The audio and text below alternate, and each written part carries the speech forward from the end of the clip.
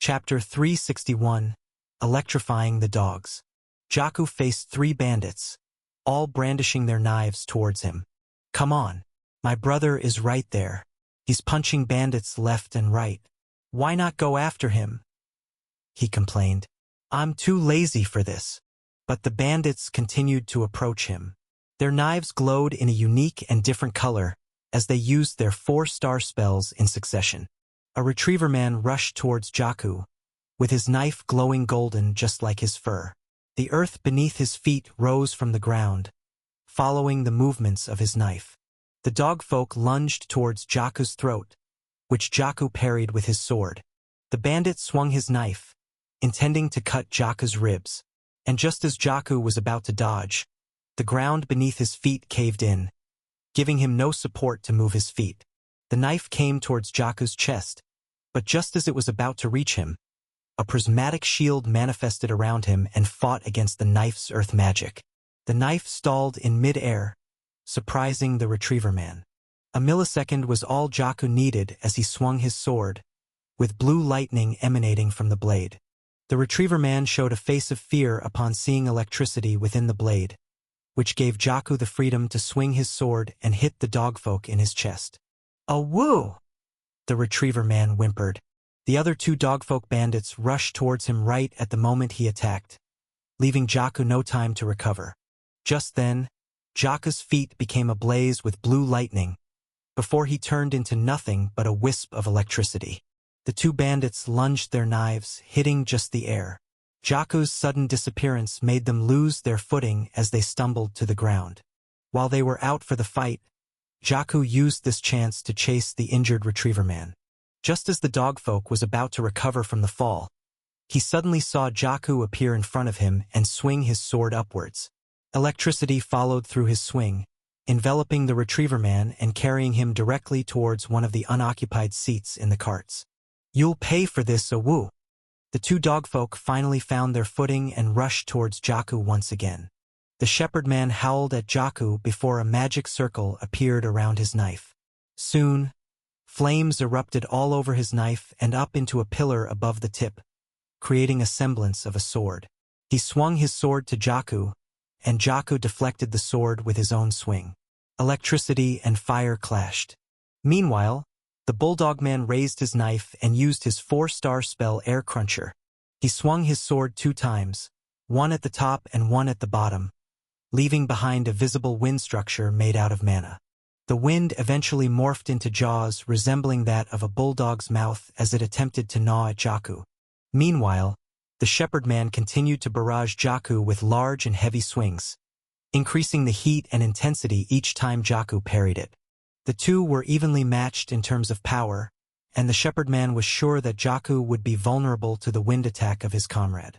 But just then, Jaku's sword glowed with a bright light as the power of the mithril artifact manifested itself to the Dragonborn. Immediately, Jaku's physical power with the sword increased by 1-star realm. The shepherd man's eyes widened as he saw Jaku's electric sword brush against his own fire sword, with the power almost enough push it out of his hands. "What?" the dogfolk screamed. Jaku kicked the bandit in the chest, pushing him away before turning around and dealing with the wind attack coming right towards his face. The jaws opened wide before clamping down towards his face. But at the last second, he used his sword and forced the jaw to remain open. While his sword was preoccupied with the wind jaw, the bulldog man behind it rushed towards him, intending to pierce his stomach with a knife. Just then, electricity surged around Jaku's sword, and for a brief second, the sword disappeared from the wind jaw's clutches. Intersecting lines suddenly appeared around the wind jaws before the pieces slowly drifted away from each other, having been cut into pieces by the sword. The magic circle in the bulldog man's wrist dissipated, giving a brief vulnerability inside him. Jaku used this chance to raise his sword and use its tip to gently touch the dogfolk's chest. "Clear," he said, as electricity surged from his sword onto the dogfolk, giving him a huge burst of electric shock similar to a defibrillator.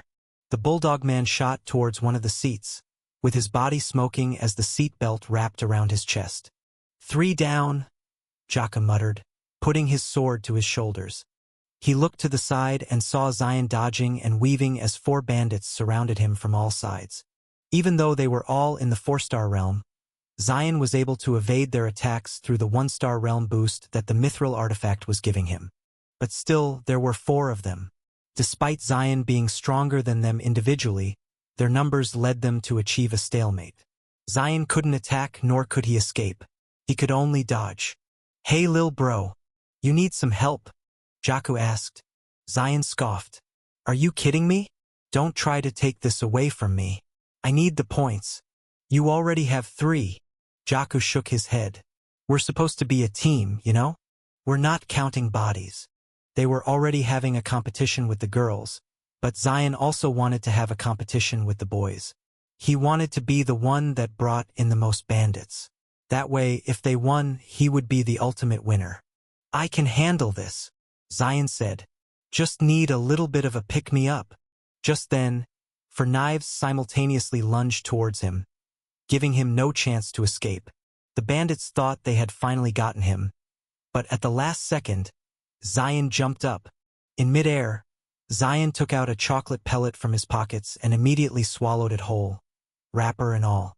His body convulsed as his body activated Sugar Rush. His magical power almost reached the 5-star realm. With his gauntlets glowing black and violet, Zion punched downwards, using the shockwave he created to reach higher and higher until he was above the trees, allowing him to see the entirety of the forest. Looking down, he saw the dogfolk bandits who squinted as they looked up at him. The ground started to rumble. No, it wasn't the ground. It was the air above them, and the source of it all was none other than Zion himself. Before they could react, Zion's gauntlets released a blinding light before he punched the air, cracking the very space beneath him. The dogfolk bandits briefly saw the cracks as it spread downwards towards them. But as soon as it reached them, they felt the force of 1,000 elephants from the tip of their head down to their feet, causing an explosion from the very ground they stood on. Soil, grass, and rock exploded around the forest, creating an instability in the forest floor. Jakku turned into electricity and arrived just in time before the large chunks of rock crashed into the metal railway and destroyed the roller coaster. Jakku sighed. "This is why I wasn't going all out," he said, shaking his head at his brother's carelessness. Chapter 362, Successful Experiment. Jacob looked around himself, exasperated at what he was seeing. These demi-humans were decimating his dogfolk bandits as if they were nothing. They were all respectable fighters in the 4-star realm, yet they could not defeat a single one of those scaled demi-humans even when they were surrounding them 3-to-1. It seemed impossible. Not only that, but they weren't just defeating the bandits, they were pushing them to enter the strange cart that zoomed off into the cliff. He noticed that those who returned from this ride were all passed out from fear. Wait, are they the Dragonborns? This realization came far too late for Jacob. It had been rumored that the Dragonborns of Reborn were formidable fighters, but none of them believed it, till now. And it wasn't just them that were powerful.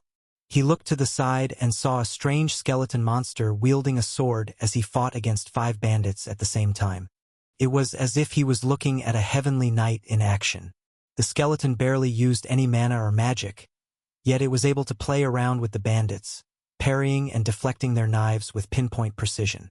Even as a 6-star fighter, his instincts told him that he shouldn't fight against someone like that. These 3 Rebornians were already decimating their numbers. But it seemed that there was also another one with them as well, one from the shadows. Brah! 5 bandits sluggishly walked forward all on their own, with their eyes completely unfocused as if they were still dreaming. They continued to walk until they reached one of the carts. "What are you doing? Get away from that," he warned them. But his words meant nothing to them. They voluntarily rode into the carts and strapped the seatbelts onto their chests. "Anything for the slime god," they muttered under their breaths. Unbeknownst to Jacob or anyone else, there was a shadow attached to their feet, letting Fudge trap their consciousness into illusions.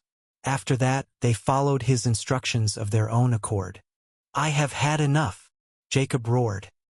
He looked towards the engineers and saw them continuing to take their notes, blissfully ignorant of the fight going on around them. Roar!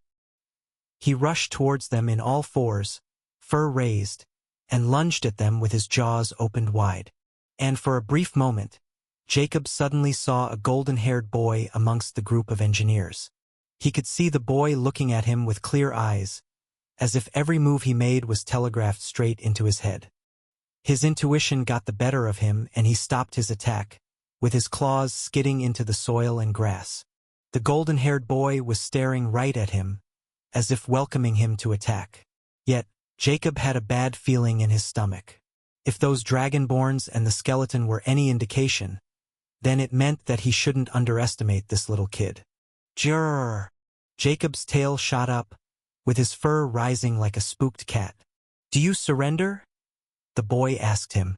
His pride as a 6-star officer of the bastard bandits almost made him say no. But his sense of self-preservation allowed him to meekly nod his head. Good decision, the boy said, before pointing behind him. Jacob turned around and saw that most, if not all of his dogfolk bandits were down on the ground, either from defeat or after experiencing the roller coaster. He was the only one left standing. Surrender, he said.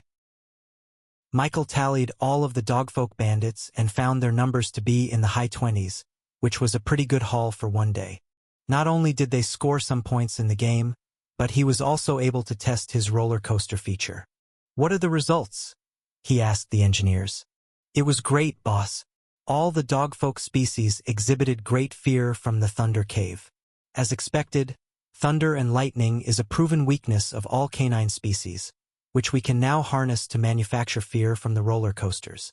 Michael looked at all the dogfolk bandits still strapped to their seats after just going through the ride once. We have to reduce the intensity. I don't want our customers to pass out too much from the ride. Tone it down to about 50%, he said to them. Understood. We'll have the final design for the first roller coaster in a short while. Boss. The engineers quickly wandered back to the fort, bringing with them all the data and prototype with them to work on the project more. All in all, this was a very pleasant experiment. The data from this would allow the engineers to perfectly adjust the ride so that the roller coaster would be thrilling but still fun to ride, the so-called Goldilocks zone. Okay. Round up all the bandits and take them back to our prison, he shouted to the forest. Black shadows emerged from branches, under stones, and through the cracks on the ground. These were all low shadow orcs, whose job it was to take care of the prisoners and bring them to the nation of Reborn. Soon enough, Jacob and the rest of the dogfolks were rounded out and teleported, leaving just Michael and the rest of his team. Woo! That was a good exercise, Zion cheered, punching the air. You think the girls did better than us? Stop celebrating. You almost ruined the roller coaster. If I didn't intervene, the experiment would have been ruined. Next time, don't add more burden to me. I'm already too spent, Jaku complained, knocking on his brother's noggin. Ho ho ho. I forgot what I was going to say. Grieve muttered to himself, becoming completely occupied with trying to remember his words. Fudge hopped on over to Michael and saluted. Master, I've detected more bandits coming to us. Shall we give them a warm welcome? Yes. Let's go, Zion said, already scurrying off before Jaku grabbed a hold of his collar. Michael chuckled. Yeah. Let's go before the girls get to them first. And so, Michael and the boys continued to advance forward, defeating groups of bastard bandits in the meanwhile. Of course, Michael did some little bits of experiments here and there, but nothing too big like the dogfolk one. For example, he came across a few lizard men whose weakness was ice. But not just ice, but ice from the top of the mountain. So, he used ice-specific spells to test their tolerance. He had an idea about creating a roller coaster with the theme, Climbing Everest. This ride would target demihumans with the fear of cold, heights, and a little bit of water. Thankfully, he gathered enough data for the engineers to make his idea into reality. From sunup till sundown, Michael and the boys continued to fight and subdue bandits without stopping. Eventually, their total tally was exactly 523. With the bastard bandits' cave just up ahead, Zion insisted on continuing to advance through the night, which Michael agreed with. Just then, he saw a shadow form in front of him. A shadow orc kneeled to him before relaying some important information. Boss, some bandits are about to reach the Golden Road. Currently, it is only being defended by construction workers and engineers. Shall I tell the shadow orc to intervene? Michael could have teleported back and dealt with the situation easily, but he decided not to. Have the reinforcements arrived? He asked. Yes, boss. They and their instruments have safely been transported here.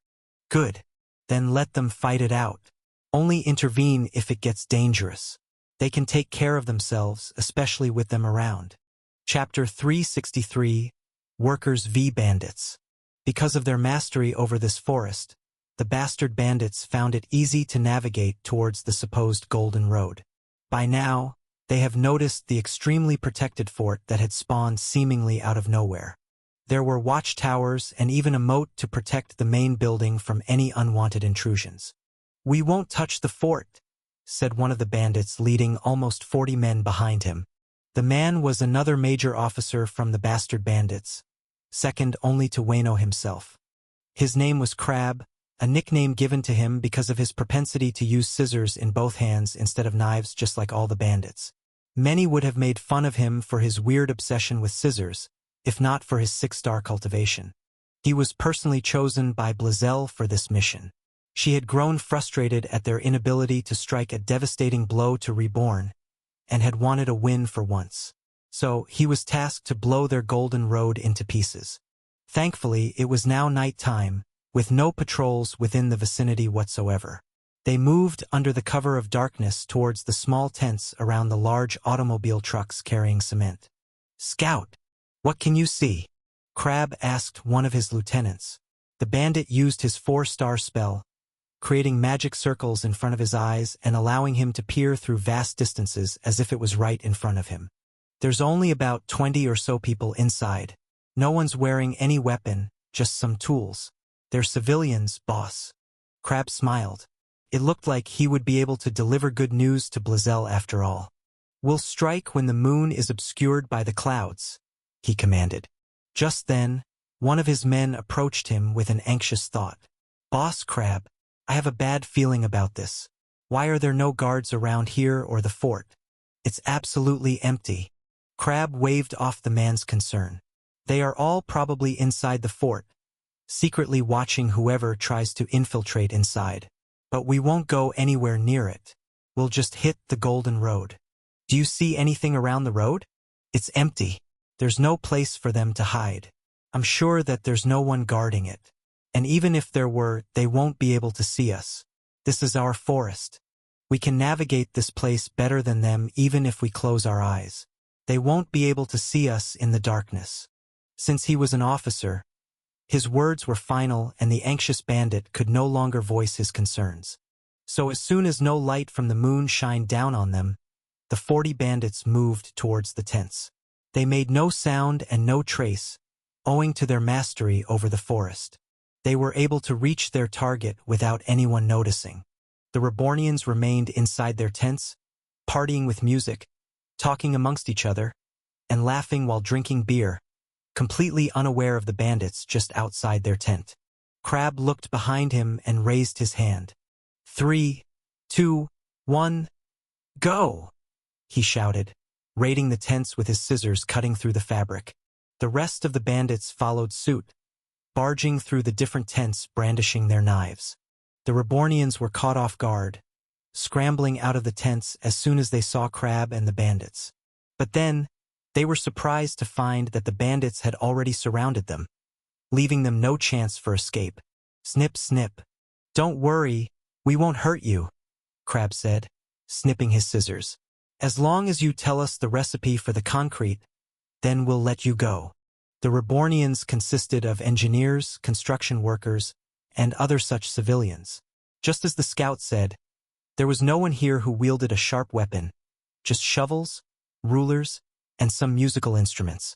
One of the engineers was none other than Kong, the chief engineer of the Reborn company. He took charge of the situation and handled Crab. We will do no such thing. That formula is the Reborn company's proprietary secret. We can't give you the recipe, but we can give you cement if you want it. Crab shook his head. Not enough. We want the money maker. We want to sell our own concrete and get tons and tons of gold. Finally, I can get out of this bastard bandit group.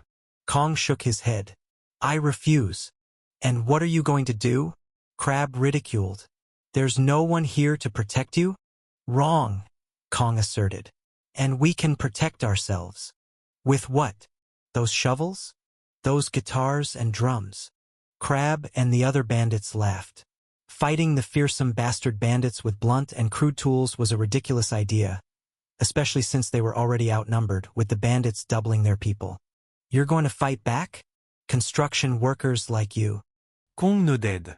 Yeah, I've never fought in my life before, but I sure can defeat someone like you. Crab frowned, insulted by Kong's confidence. Destroy them, Crab commanded the bandits. Kong and the other Rebornians picked up their tools. Shovels, pencils, and rulers. Surprisingly, each of these mundane tools glowed with such power and intensity that it illuminated the whole forest under the moonless night sky. What the? Crab muttered. Those look expensive. Get them. The bandits rushed towards the Rebornians, their eyes reflecting the light from the tools. Clear path, Kong shouted, stomping on the ground. The soil cracked beneath his feet, propagating in a straight line towards the bandits coming straight at him. Rocks and even small trees that was in the way were thrown up in the air as the cracks spread towards them. The bandits activated their own spells, creating magic circles around their knives to block the attack. One bandit directly in the way scoffed before using a single slash to defend against the earth spell coming towards him. He countered it with his own earth spell. A large rock formed at the tip of the bandit's knife and shot towards the propagating cracks. The bandit continued to run, expecting his spell to overpower the cracks.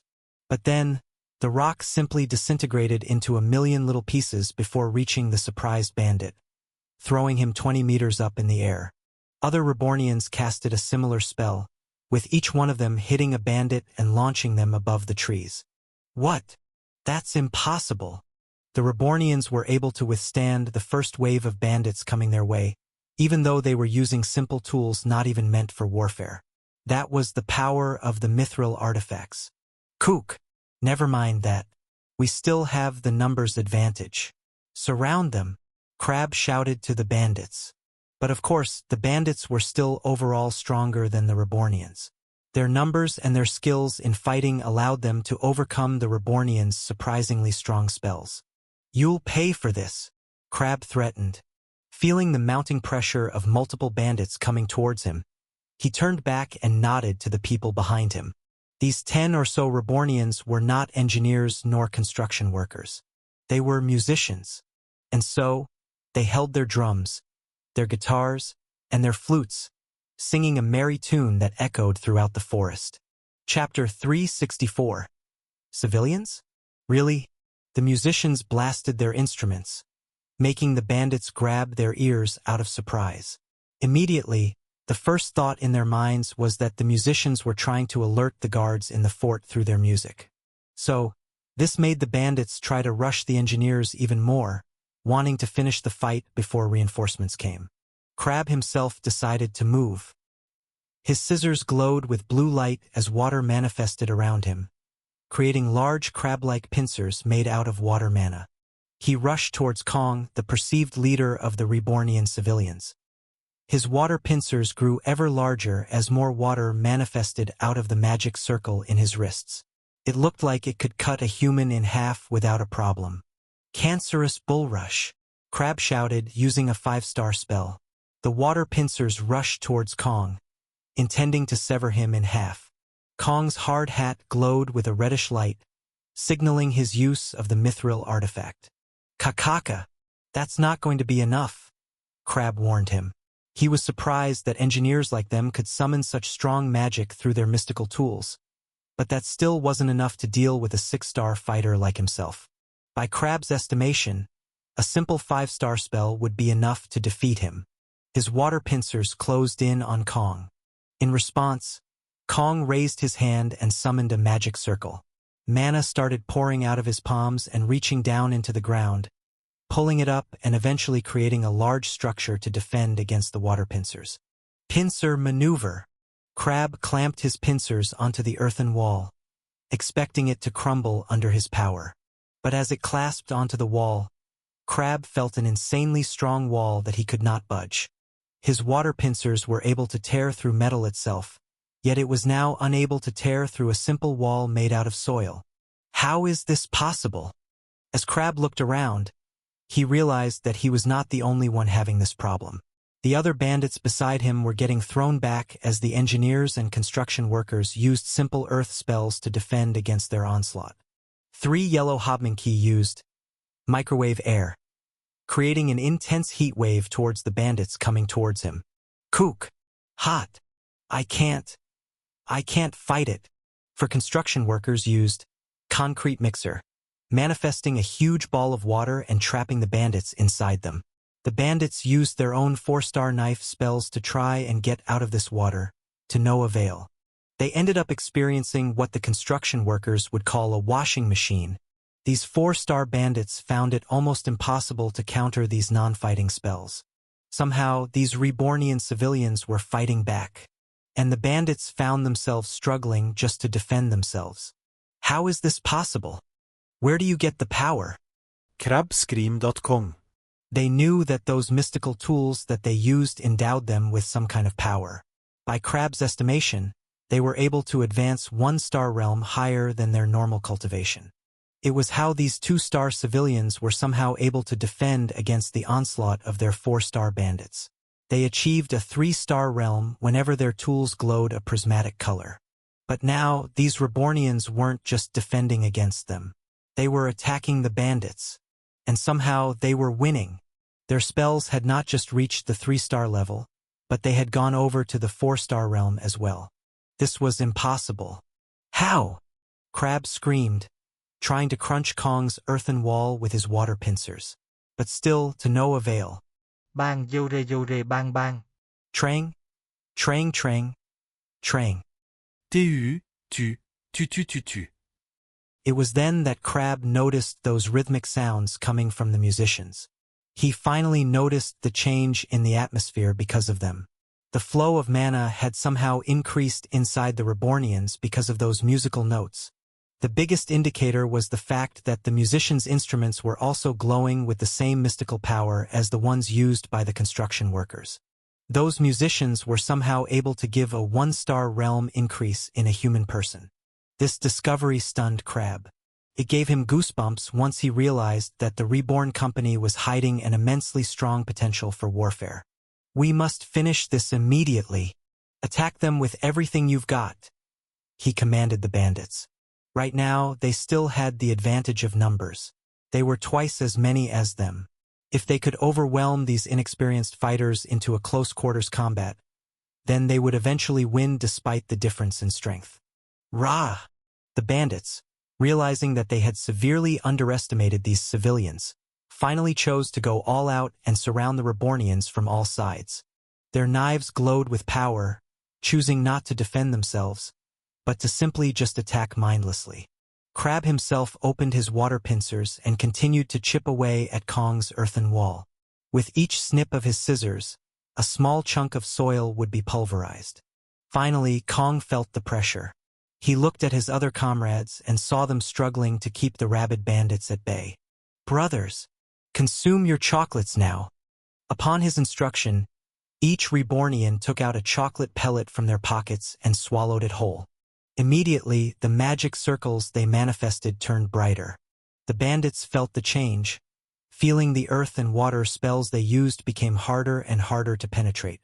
Crab was speechless as he witnessed this change once again. Just when they were making progress, the Rebornians would once again pull out something from their pockets and level the playing field. It was a cheat, but it seemed that it didn't end there. Kong looked back at the musicians. "Use your chocolates too," he said to them. Taking a brief break from using their instruments, these musicians swallowed their own chocolate pellets. As soon as they strummed, drummed, or blew their first note, the resulting sound created a strong resonance in the air that seemed to penetrate deep into everyone's soul. Once again, The bandits felt the pressure from these non-fighting spells increase by a large margin, completely trumping their own power by almost 2-star realms. Crab was speechless as he saw his fellow bandits being launched into the air by simple water ball spells. This gave Kong the chance to deliver a counterattack. Concrete planning! He shouted as a magic circle appeared hovering in front of him. Suddenly, the large collection of liquid cement rose up from the cement mixers like a tsunami. Cement almost covered the whole skyline. This was the combined power of a mithril artifact, sugar rush, and musicians. Kong struggled with the power, but he successfully brought down this wave of cement down into the ground, swallowing every bandit it touched. They were helpless as their lower body got submerged into thick, viscous liquid cement that quickly hardened into rock once the engineers and the construction workers used their spells to fasten the process. The only one still fighting was Crab, who used his 6-star water pincer spell to cut any cement that came his way. But unfortunately for him, he was the only one left from the bandits. Kong and the other Rebornian civilians cast automatic drive onto the trucks, cement mixers, and concrete rollers to surround Crab. These large metal vehicles threatened to crush the bandit, finally getting him to surrender. Are you all really just civilians? Chapter 365. Spying on the other team. Michael soon heard about the victory of the engineers and the construction workers. Their overwhelming triumph proved that even ordinary Reborn could summon great powers within themselves during times of crisis.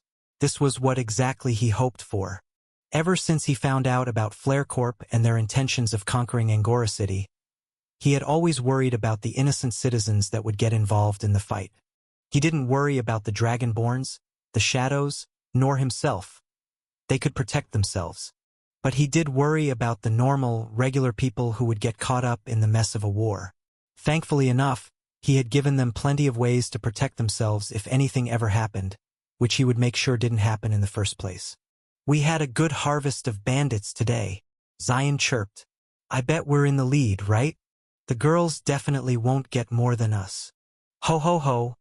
I wouldn't be so confident, young Zion. They are quite strong even in the olden days, at least I think so. Must be so nice, Grieve. Do not remember anything, Jakku commented. That way, I won't have to bother myself with thinking. Everyone.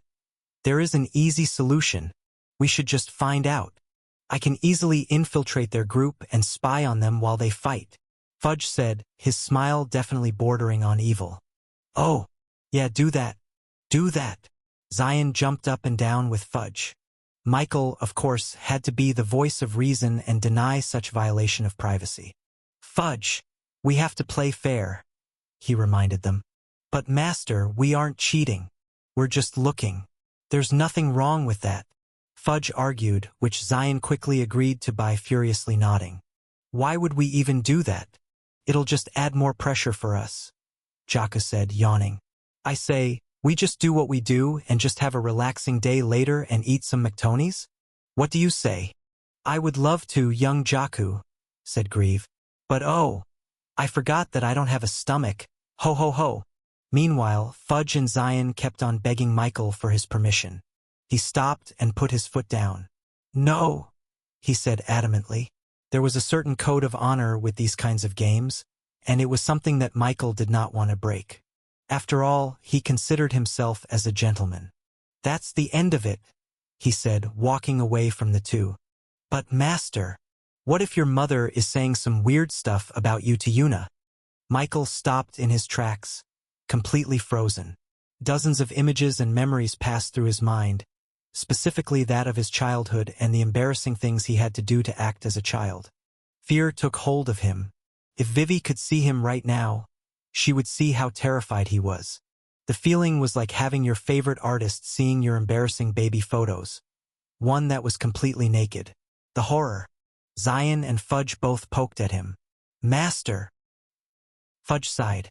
I guess you're right, Master. We shouldn't spy on them. If they find out, they'll just use it as an excuse if we win. Before Fudge could hop away, Michael suddenly grabbed him from the top of his head and turned him around. Master! Wait, Michael said, with his eyes obscured by his bangs. Maybe we should have a little peek. Just a little. And so, the boys ended up stopping their progress to spy on what the girls were doing. Unlike the boys who went on a hunting spree all around the forest, the girls on the other hand were a little bit more lax and casual. They had made a little comfy camp, complete with their own customized tents and even furniture. It was as if they were just having a fun, relaxing stroll in the forest. Shiina and Amisu's tents were normal, consisting of just a flatbed and a box to store their belongings. Yuna's tent was a little bigger, as she liked the comfort of a large space. She was also sharing a bed with Vivi, so it was just enough for the two of them. Those 3 tents were nothing out of the ordinary. But when it came to Lilia's tent, it was 2 times bigger than all 3 combined. It was complete with a kitchen, a living room, and a portable bathroom. There was even a generator present to power up all the lights and the electric fans that she set up all around the camp. She had been too accustomed to living in luxury back in the nation of Reborn that she couldn't live without it anymore. Michael, as he and the boys watched from Fudge's clone set up atop a tree near their camp, couldn't help but slap his own forehead in disappointment. Is she camping or fighting bandits? He asked himself. I'm so envious. I want a tent like that too, Jaku said, his eyes widening as soon as he saw the queen-sized bed in Lilia's tent. They were all watching in front of a large boulder, where Fudge had projected a permanent shadow teleportation circle that showed what was happening on the other side of the clone. They watched as the girls were gathered near the campfire, drinking tea as they passed the time. They looked very comfortable. Hee. They're not even hunting bandits. We're definitely winning this game, Zion chuckled, making faces at Shiina on the screen. But just as he said that, about 40 or so bandits emerged from the bushes. They had the girls' camp surrounded from all sides. The girls didn't seem to be surprised at all. They calmly put down their tea and stretched their bodies as they stood up. This is the 100th bandit we've faced today. A good harvest, Shiina said, writing down in her notebook. What? Zion screamed from behind the screen. We've been going around the forest all day to search for bandits. And all they're doing is sitting in their tents. Unfair. Their tactic worked because the bandits see the girls as an easy target. But they couldn't be more wrong. The girls raised their weapons and attacked the bandits even before they said a word. Shiina pulled out arrow after arrow as she used her mithril artifact bow to pin multiple bandits to a tree. Her arrows curved all over the place, even hitting targets behind her. All she did was fire arrows, and the arrows did all the work for her. Amisu used her spear, swinging it around the bandits that approached her. And with each swing, the wind that gathered from her spear turned even more and more stronger before it eventually resulted with the creation of a tornado with each swing. Bandits found themselves getting thrown high up into the air despite holding onto a tree. Yuna used her rapier with extreme precision and speed. This was the first time Michael saw her in action and couldn't help but be impressed. Her moves were not even something he could replicate. She seemed to dance with every move, before the bandits found themselves cut in a million areas. Vivi created an earth golem that thrashed its giant fists around, destroying any bandit unfortunate enough to be near it. Meanwhile, Lilia stayed in her seat, letting the young ones do all the work. She sipped tea while looking over at Yuna. You're doing great, dear. I must say, you're such a physically talented woman. I wonder what would happen if you ended up with someone equally talented in magic. Someone like my son. Maybe your kids will be tremendous geniuses. Hi. Chapter 366. Motivation to win. Whoa, boss. Chill. It took the combined strength of Jaku, Zion, and Fudge to prevent Michael from going through the portal and showing himself to the girls. What is she saying? Michael stressed. He could only watch on with horror as his mother began telling stories of Michael from his childhood. Did you know that Michael was such a cute little baby? He never left our side when he was a kid, always wanting to sleep next to our bed, Lilia said, reminiscing happily about the past. Aw, that's cute, Yuna said, chuckling. Meanwhile, Michael, who was hearing everything unfold, couldn't help but bury his head on the ground. I was only doing that to learn more about mana absorption, he screamed to the screen, but the boys just patted his back and consoled him. Michael couldn't believe that all of the embarrassing things he had to do to act like a child was getting aired out at this moment. It must be mentioned they were all currently embroiled in a battle against the bastard bandits. Yet, Lilia still couldn't stop gushing about him. I would like to know more about Lord Michael, for research purposes, Shiina said, secretly jotting down everything she heard in a notebook. Omisu suddenly appeared behind her, spooking the white-scaled dragonborn. Sis?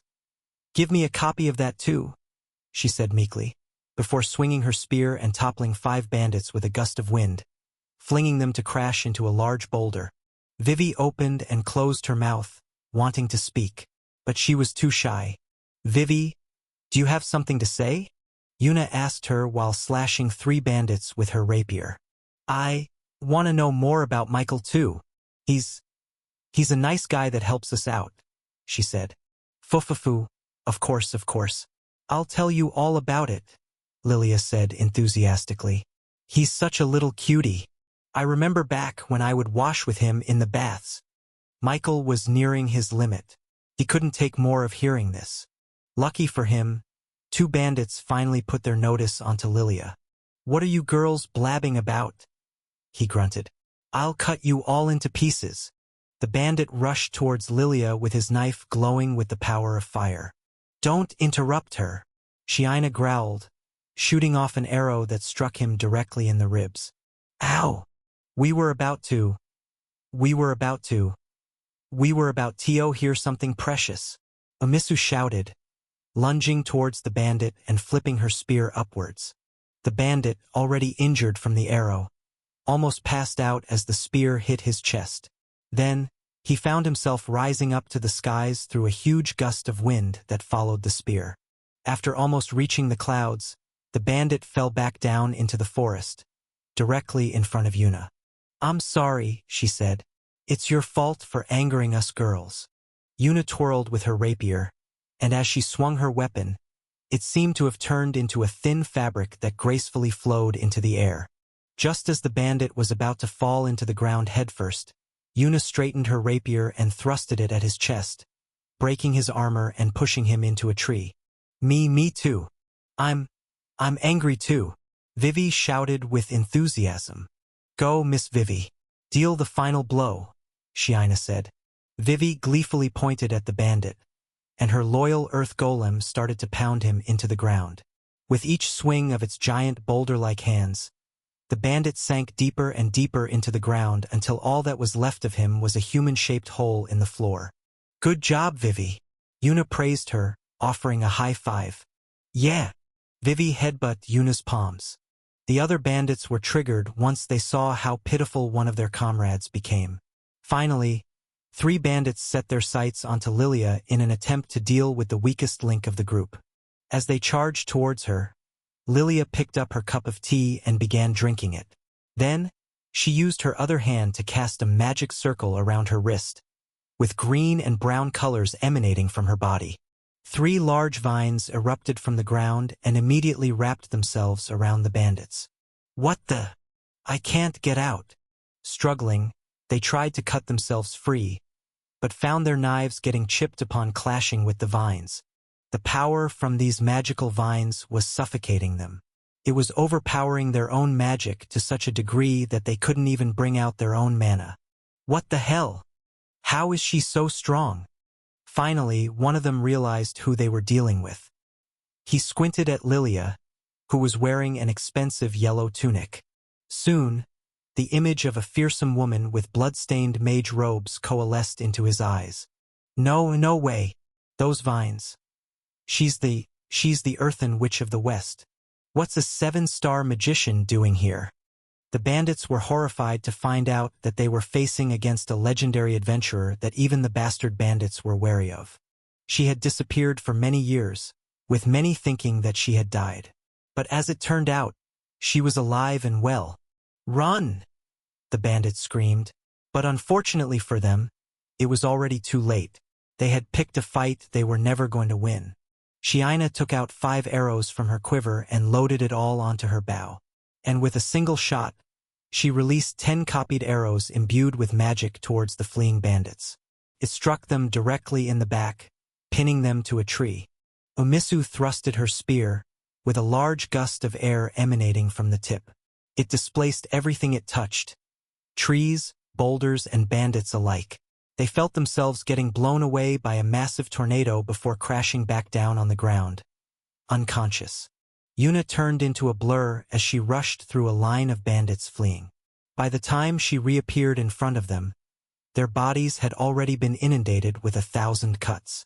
Vivi's golem destroyed everything around her, trapping bandits in a quagmire that slowly swallowed them deeper.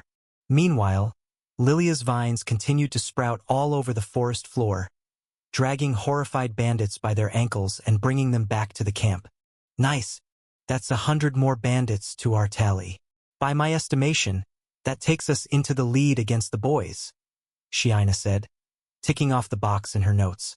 Girls, if we win, I'll get Michael to show you all how cute he is when you pinch his cheeks, Lilia said. Yes, I want to see that, Shiina said, furiously writing in her notebook. Me too, Umisu muttered. Hee. Maybe I can consume the embarrassment emotion from Michael too, Vivi said. I wonder how he'll look. Fufufu, Yuna chuckled. We'll make sure that he won't get away from this, Lilia added. Shiina dear, have the boys do all the work in the Reborn company, so that we can have him for ourselves for 1 week. Agreed, they all chanted. Meanwhile, Michael was in despair as he heard what they were planning. The worst part was that they were in the lead, meaning they would likely win. Guys, we have to hunt more bandits. Now. Chapter 367. Flare Corp Reinforcements. Meanwhile, back in the bastard bandit's cave, an anxious bandit slowly entered Blazel's room. Tell me you have good news, she said, threatening him. Have we destroyed their golden road? Gulp. Finally, the bandit was able to gather up some courage. No, miss. What was that? No.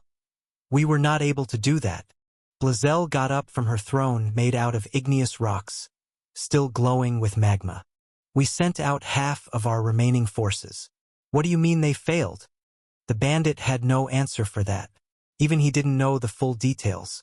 The only thing he knew was that the bandits who went on a mission never returned, just like all the bandits who attacked Reborn.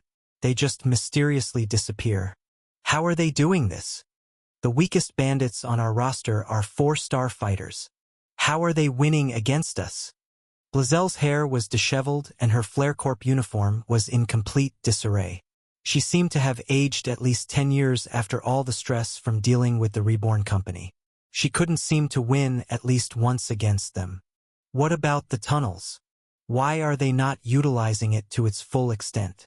With those tunnels, you can get inside their base without problem. The bandit bit his nails. That's the thing, boss. The fairies. They're no longer helping us. What? The fairies constructed those underground tunnels in the first place. They had been creating these portal tunnels that helped the bastard bandits go anywhere they wanted in the forest. But ever since the Reborn company arrived, the bandits could no longer access these portals. Damn it! Blazel cursed. Her anger was flaring up into real fire, with her diva almost manifesting behind her. She had to calm herself down. Relax, she told herself. At least now, I don't have to rely on these second-rate bandits. Footsteps rang out inside the cave as an entire battalion of soldiers, all wearing orange armor, came trotting inside Blazel's room. These were her personal escorts, warriors that had been trained by Flare Corp to protect and serve all of her needs. These were top-notch soldiers, unlike the bandits. Their cultivation was at least in the 5-star realm. We apologize for the delay, the battalion commander said, kneeling to Blazel. We had some difficulties navigating this terrain, but we are now here ready to serve you. The soldiers all stomped their feet on the ground at the exact same time, intimidating Wayno and the rest of the bandits. I need some of you to go out into the forest and search for the fairies. I want to know the reason why they aren't helping us. The battalion commander bowed, before pointing at 10 men and commanding them to move out. You, go. Make Flare Corp proud. After seeing what the girls were up to, Michael and the boys were even more motivated to win. Michael didn't want to become the plaything of the girls. Zion didn't want to lose against Shiina. Jaka didn't want to get forced to work for a whole week. Fudge didn't really care if they won or lost, but was loyal to Michael, so he also wanted to win. Grieve was just going along for the ride. "Let's hunt some more bandits," Michael cheered out. But just before they moved, Michael saw the appearance of a shadow orc, who kneeled to him as he reported the latest news. "Boss, Michael, I have come to inform you that Blazel has sent some of her personal forces to infiltrate the fairies' hideout. The shadows of Reborn had many spies hidden on the outskirts of the bastard bandits' base. And because of the animosity between the bandits and the newly arrived Flarecorp battalion, there was a lot of gossip and conversations regarding their mission. It wasn't long before they found out what this 10-man group was tasked to do. I'm not worried about the fairies," he said. After all, nobody had ever found the fairies' hideout except for him. Not only that, but the fairies in that village had all immigrated to the nation of Reborn, meaning that they would no longer find anyone left inside the village. Except for one. Virian, Vivi's mother, and who Michael guessed to be the Pixie Queen. The Pixie Queen was supposed to be the strongest out of all fairies, and equivalent in power to that of the Ocean King and the Draconic Queen. But even so, Michael didn't want to leave her alone to fend for herself. It was because of him that there were no more fairies left in their village to help. "I'll check in with her, see if she needs any help," he said to the orc. "Oh, but what about us?" Zion said, kicking the stone on the ground, disappointed. "You guys have to continue your hunt for bandits," he said to them. "We can't lose to the girls under any circumstance."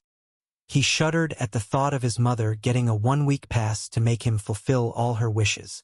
And at this point, it wasn't just his mother he was worried about, but all of them. "I'll deal with the 10-man group for Virian, and I'll catch up with you guys later." He had his shadow clones attached to them anyway, so he could arrive next to them in an instant if he needed to. "All right, take care, boss. We'll get back the lead for you," Zion said, punching the air. "Master, I'll collect more bandits. Don't you worry," Fudge said, though Michael wondered if he was doing it for the team or for himself. "I'll try not to fall asleep, boss," said Jaku.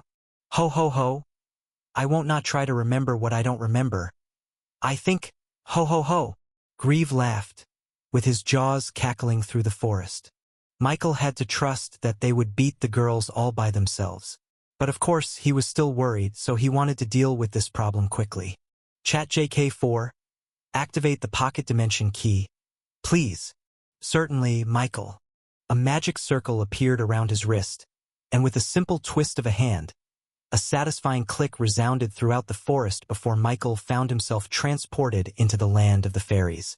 Just like before, the entire skyline was dark, and the only source of light was the illuminating trees and tentacle vines in the ground. Chat JK4 helped him navigate his way back to the fairy village easily.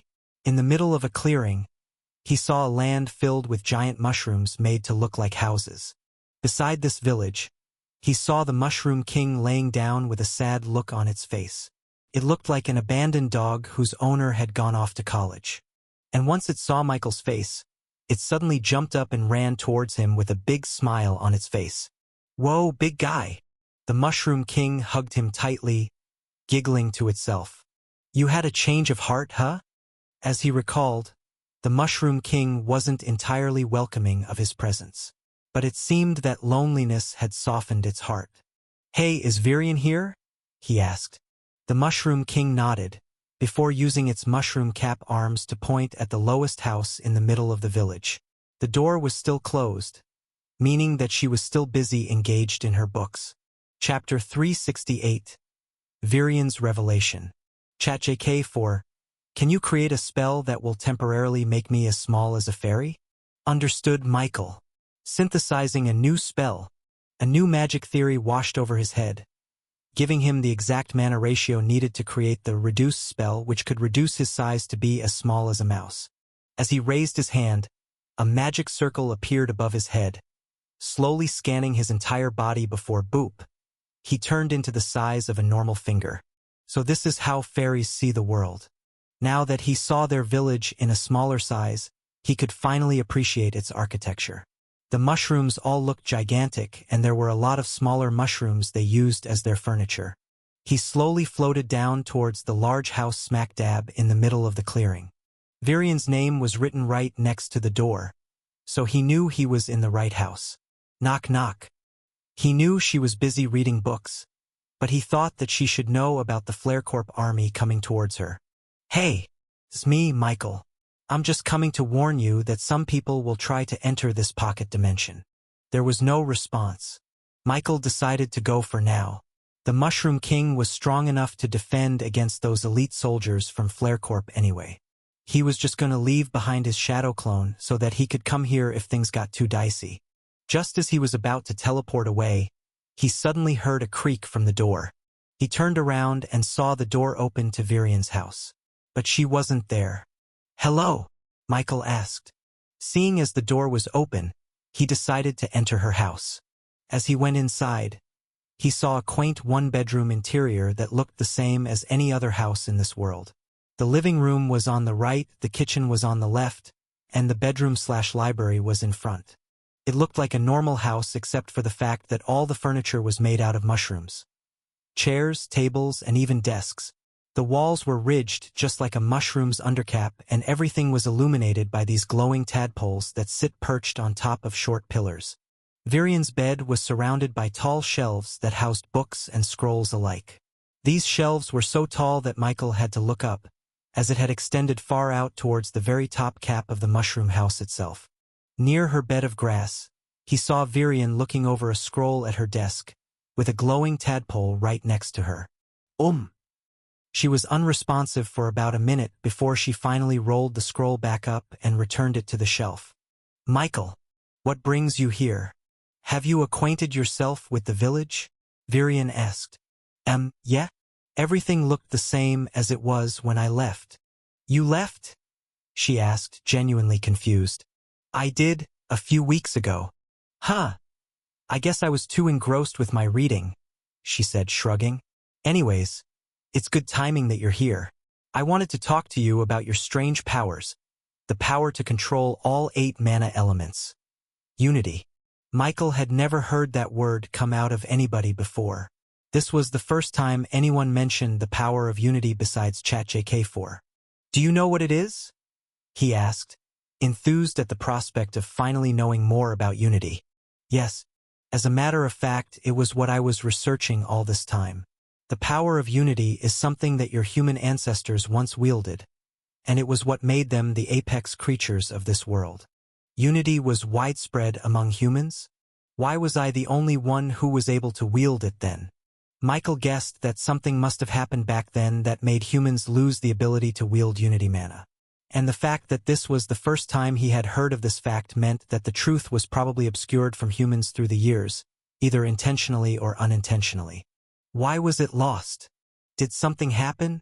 Virian shrugged, disappointed as well. "The scrolls in my possession do not talk about the reason. It only says that one day, humanity lost their greatest power. Maybe it has something to do with the fact that the Godforge pieces are all broken up. I seem to remember that a catastrophe happened that caused the destruction of the relic into different pieces. But of course, this was just conjecture. He would have to do more research to find out the truth." Virian walked over to Michael, amazed as she observed the way all 8 elemental mana surged towards him. "You are an anomaly in this world. You are a natural magnetic," Virian said, with wonder and amazement in her tone. "Magnetic? What does that mean?" "That is the phenomenon in which a person receives the blessing of the Godforge piece." Michael's heart almost skipped a beat as he heard that. She knew about the Godforge piece? Magnetic. "Yes," Virian nodded. "Back in the ancient era, people with the power of unity could interact with the Godforge at will. They were not rejected by it. But after they lost this ability, so did the blessings of the Godforge.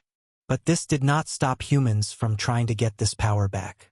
They have forcefully implemented a Godforge piece into their bodies, even if they risk their own lives."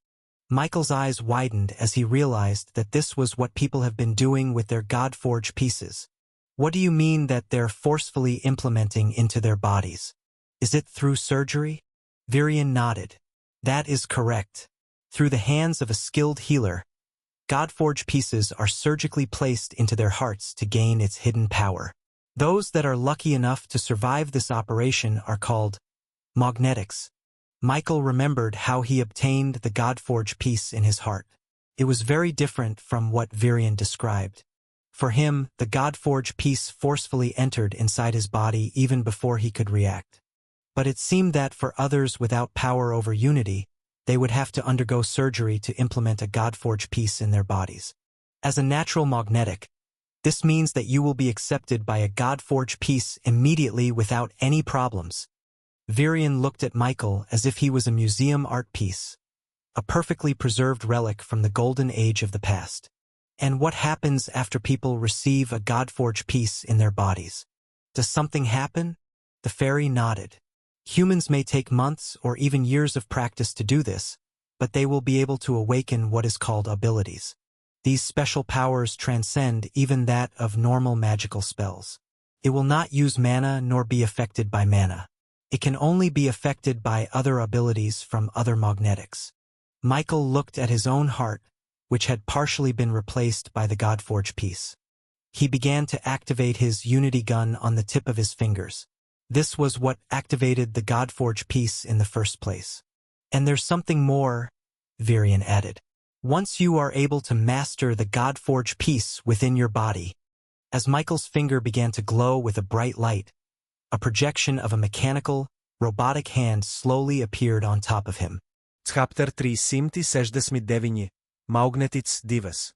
Virion's eyes slowly widened with unbridled surprise as she looked up and saw the projection on top of Michael's head. The image of a gun was slowly manifested in the mechanical and robotic arm, mirroring the unity gun in Michael's hand. Her mouth started to stutter. Diva, she screamed.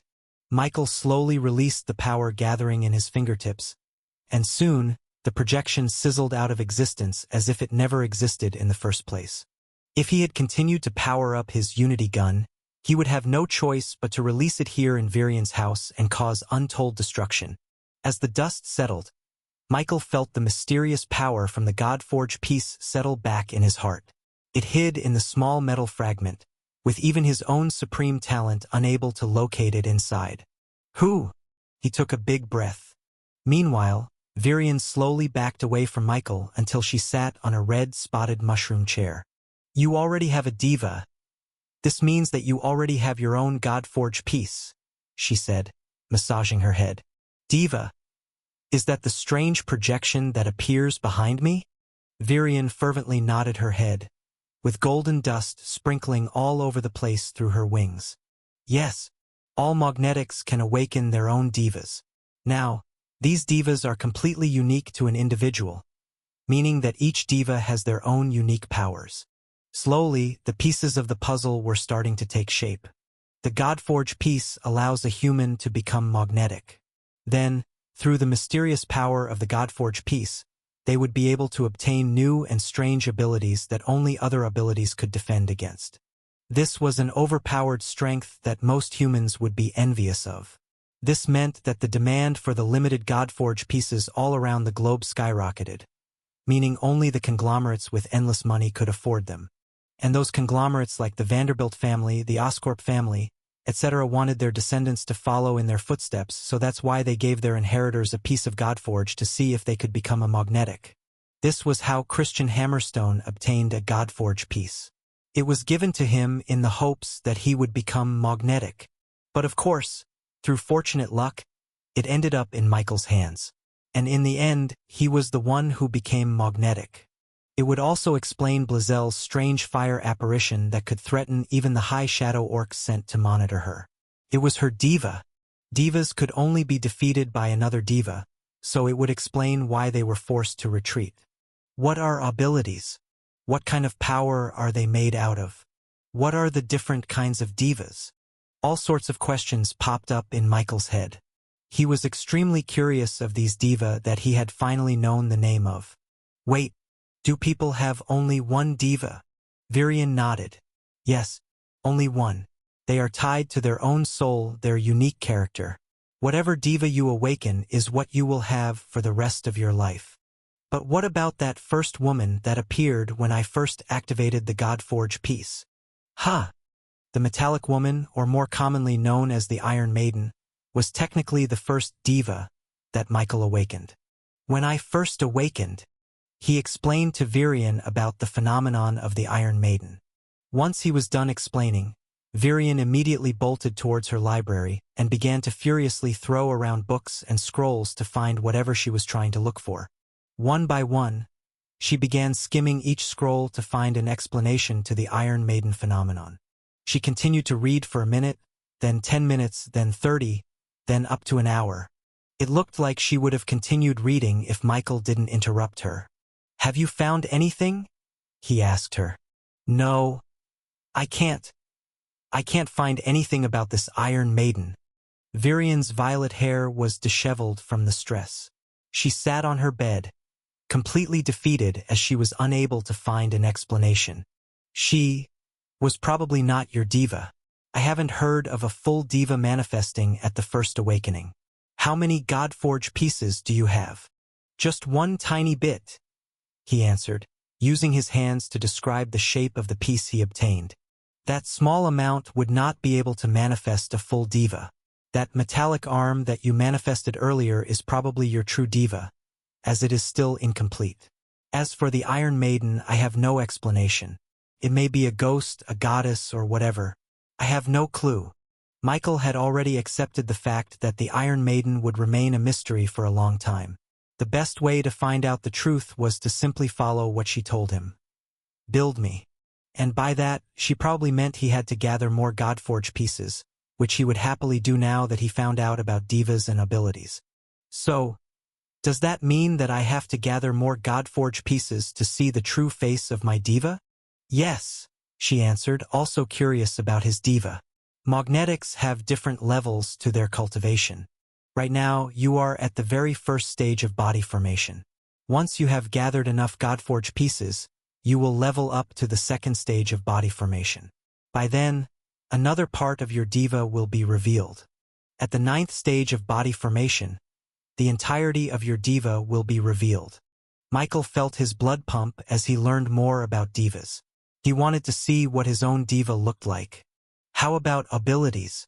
You said that they are not like magic spells or skills. They are also not made of mana as well." Virion searched through her scrolls until she found one that showed a very crude and rudimentary drawing of what looked like a human with a diva on top of them.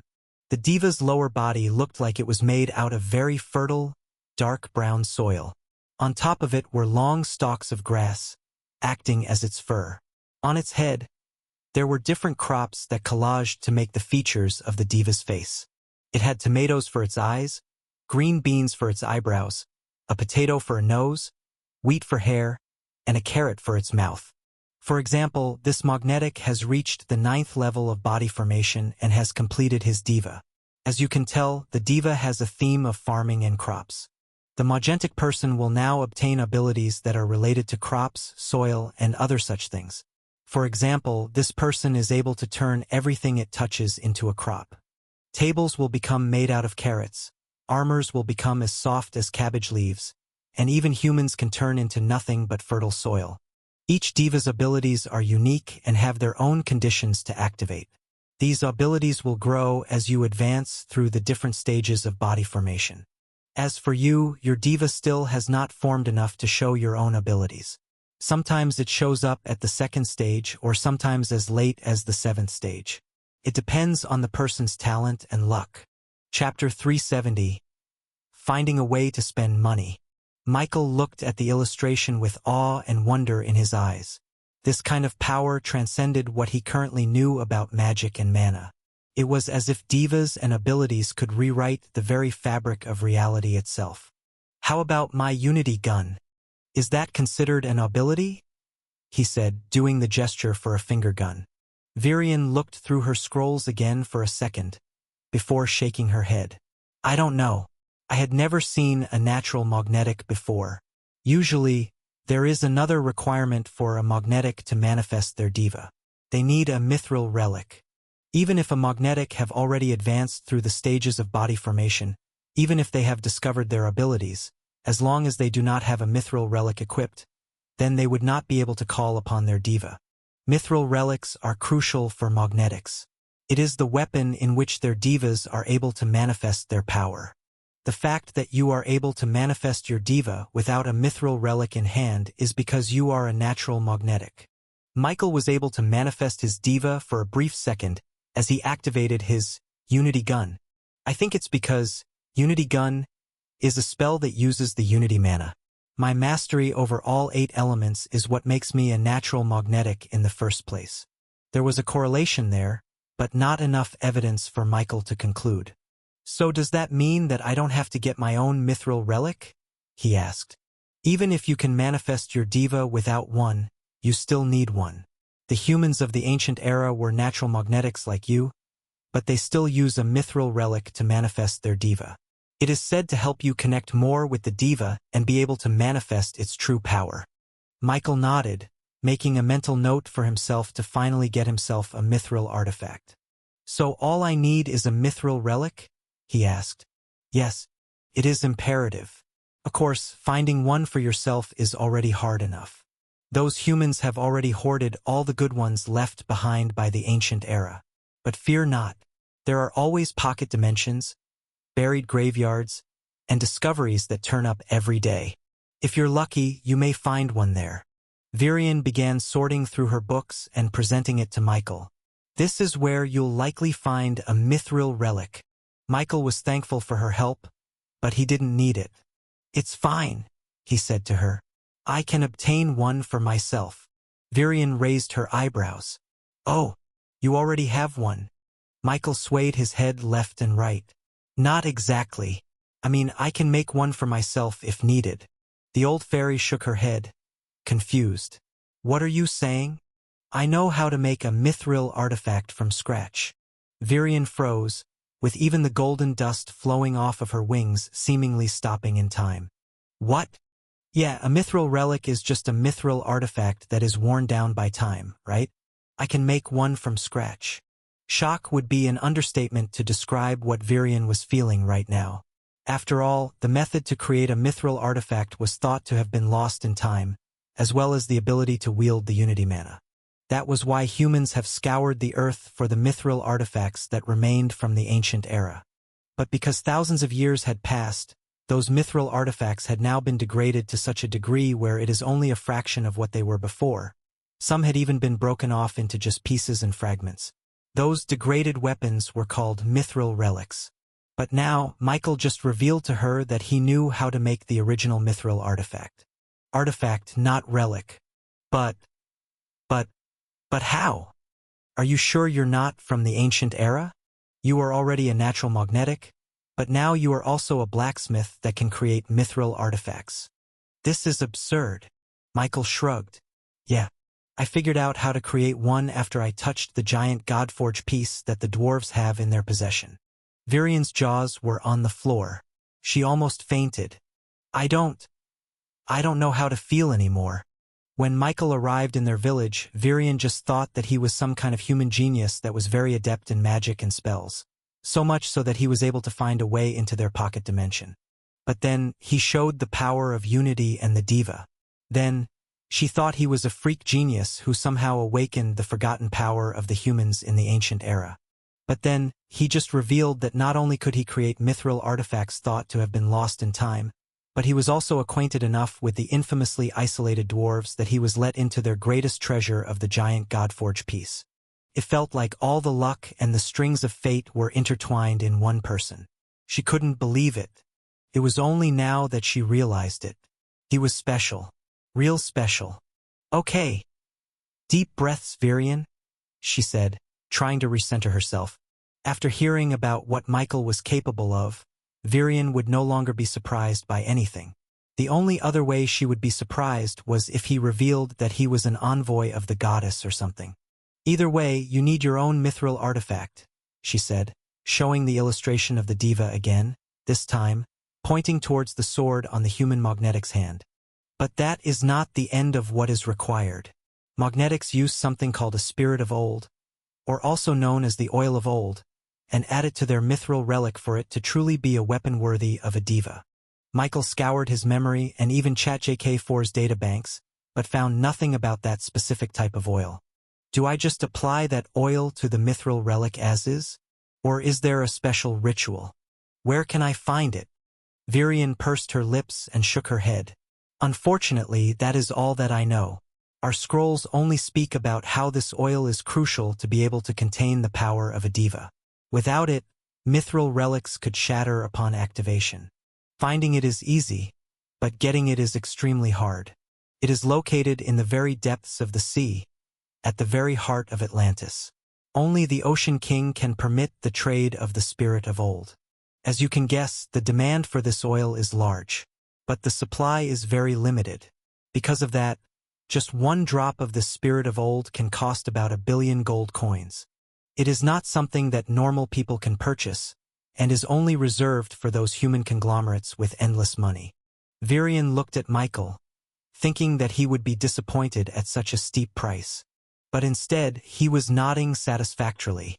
At least I'll be able to spend my money now, he thought to himself. That was his problem. He had too much money, and not enough things to buy.